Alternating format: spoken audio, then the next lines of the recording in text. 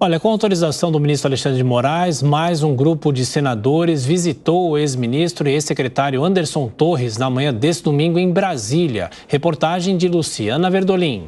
O ex-ministro da Justiça, Anderson Torres, presta depoimento nesta segunda-feira à Polícia Federal, só que dentro de um outro inquérito, de uma outra investigação, em torno de uma ação da Polícia Rodoviária Federal no ano passado, durante o segundo turno das eleições presidenciais.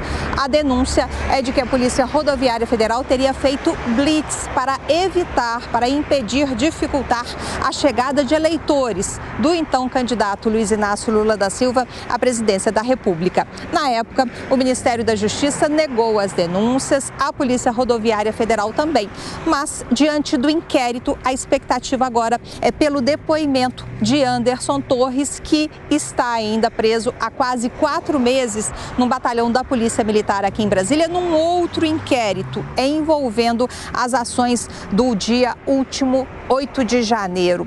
O senador Isalci Lucas, que esteve com Anderson Torres neste domingo, fez questão de ressaltar que o ex-ministro da Justiça vai cooperar, está disposto a prestar depoimentos e esclarecer todas as dúvidas da Polícia Federal. Ele está com a consciência tranquila, né? Porque era a função dele tomar algumas atitudes. Agora, você não pode, num processo, né, deixar o cara preso em função de um outro inquérito totalmente diferente, né? Se ele tiver que ficar preso é em função do outro inquérito, não é no inquérito que ele está. Mas ele vai estar, com certeza, vai esclarecer tudo isso. Ele quer realmente esclarecer, né? Então, por isso é que ele fica, de certa forma, também revoltado, né? Como está preso, quero dar as informações, quero fazer, exatamente para ficar livre disso. O ministro Alexandre de Moraes, do Supremo Tribunal Federal, determinou o depoimento, uma vez que considera que o ex-ministro está sendo acompanhado por um médico que informou que os remédios de Anderson Torres foram ajustados, por isso ele teria condições de prestar depoimento. Moraes também lembrou que o ex-ministro tem o direito de permanecer em silêncio. Mas os senadores que visitaram Torres no fim de semana explicaram que ele não vai se negar a prestar o depoimento, mas lembraram que tudo já foi dito sobre o assunto. Anderson Torres recebeu a visita de 8 parlamentares, 5 no sábado e 3 no domingo. A avaliação é de que a manutenção da prisão do ex-ministro é ilegal. Até por conta disso, o senador Eduardo Girão defende a necessidade de cumprimento da legislação. A Constituição está sendo desrespeitada, ninguém está pedindo aqui clemência, compaixão, a gente está pedindo que seja observada a lei do país. A Constituição não pode ser vilipendiada por aqueles que deveriam ser os primeiros guardiões. E o Anderson Torres é o símbolo nacional hoje da injustiça que está acontecendo no Brasil com relação a uma prisão arbitrária que já ultrapassou todos os limites e que o cidadão de bem brasileiro quer realmente que a Constituição seja cumprida. E nós vamos trabalhar no limite das nossas forças, seja aqui no Brasil ou fora, para denunciar o que está acontecendo na República do Brasil nesses tempos atuais. O senador Isalci Lucas reforçou o discurso de que é preciso uma resposta institucional do Senado Federal. Nessa semana, eles pretendem procurar o presidente da Casa, Rodrigo Pacheco, e também os demais ministros do Supremo Tribunal Federal para discutir o assunto. Mais um giro com os nossos comentaristas para falar sobre a situação de Anderson Torres.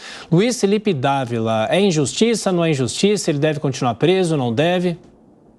Olha, Thiago, o caso do Anderson Torres traz à tona uma injustiça do sistema penitenciário brasileiro. Porque o negócio é o seguinte, 40% das pessoas hoje que estão presas, e Anderson Torres é um deles, não tem culpa formada, não tem acusação formada. Isso é um absurdo total, pô. Como é que você pode ter uma prisão provisória de mais de 4 meses? Isso não existe. Isso mostra uma ineficiência absurda da justiça brasileira, porque isso faz com que pessoas fiquem presas sem ter uma culpa formada. Isso não existe no regime democrático. Regime democrático, você só pode condenar as pessoas depois de ter uma culpa formada e o processo transitado e julgado. Não existe essa aberração de ficar mantendo as pessoas encarceradas por tempo indeterminado, porque é o voluntarismo de um juiz. Então isso mostra um problema muito mais grave no sistema judiciário brasileiro, que vem mantendo pessoas encarceradas por muito tempo sem ter uma culpa formal. O Beraldo, Anderson Torres pode ser um dos principais responsáveis pelo 8 de janeiro ou essa prisão dele é injusta?